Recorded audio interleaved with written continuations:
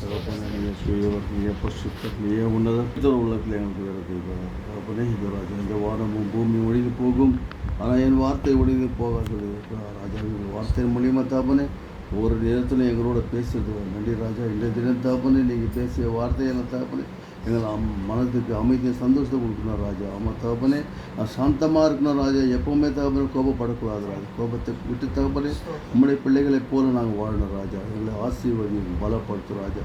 பரிசுத்தப்படுத்தும் தகப்பனே அது முன்னும் பின்னும் காவலால் பாதுகாக்கிற வழிநடத்து தேவன் ராஜா. எந்த நேரத்தை எந்த வேலையும் தகப்பனே கோபம் இல்லாமல் சாந்த குணத்தோடு நாங்கள் மோசையை போல் நடக்கணும் ராஜா.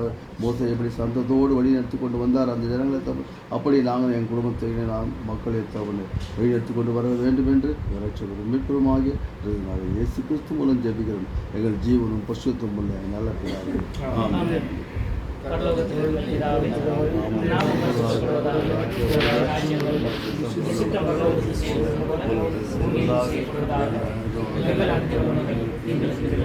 நாங்கள்